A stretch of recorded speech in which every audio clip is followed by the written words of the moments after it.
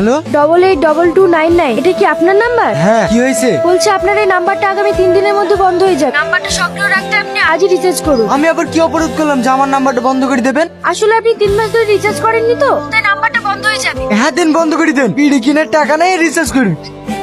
Hello sir, কালকে আপনাকে phone করেছিলাম রিচার্জের জন্য, আপনি এখনো পর্যন্ত রিচার্জ করেননি কেন? আপনাকে আমি কতবার করে বলবো আমি কাজকর্ম করিনি, কাছে টাকা পয়সা নেই। আর এমনি তো আমি কাউকে ফোন করিনি, আর আমাকে ফোন করার মতো কেউ নেই। দেন সিম বন্ধ করে দেন।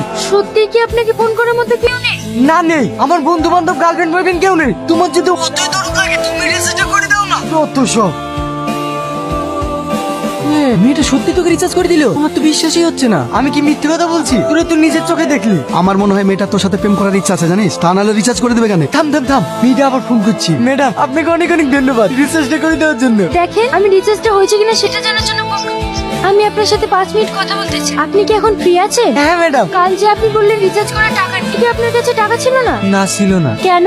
আমি কাজ কাম করিনি, সারাদিনই ঘুরি বেড়াই। টাকা কোথায় পাবো? বেকার ঘুরে বেড়ান কেন? কোনো কাজ করতে পারেন না? ও কাজ টাজ করতে ভালো লাগে না। আপনার বাবা খেটে খাওয়াচ্ছে বলে আপনার কিছু মনে হচ্ছে না। আপনি যদি আমার জায়গায় থাকতেন তাহলে বুঝতে পারতেন। আপনার জায়গায় থাকলে তো আমি রিল্যাক্স করে বেড়াতাম। আপনি তো কোটিপতি। আপনি ভুল ভাবছেন, আমি একটা গরিব ঘরের। মাটা অনেকদিন আগেই মারা গেছে, বাড়িতে বাবা অসুস্থ। সংসারের সমস্ত দায়িত্বই আমার কাছে। সারা মাস কাজ করি মাত্র 8,000 টাকা মাইনে পাই, তার মধ্যে 5,000 টাকায় বাবার ওষুধ কিনতে চলে যায়। তাহলে আপনিই বলুন, আমি একজন মেয়ে হয়ে যদি এত কষ্ট করে সংসার চালাতে পারি, তাহলে আপনি একজন ছেলে হয়ে কেন পারবেন? চুপ করে আছেন যে? একটা কথা মনে রাখবেন, টাকা ছাড়া এই দুনিয়াতে মানুষের কোনো সম্মান নেই। যখন আপনার কাছে টাকা থাকবে তখন সবাই আপনার কাছে থাকবে। তাই টাকা উপার্জন করা শিখুন।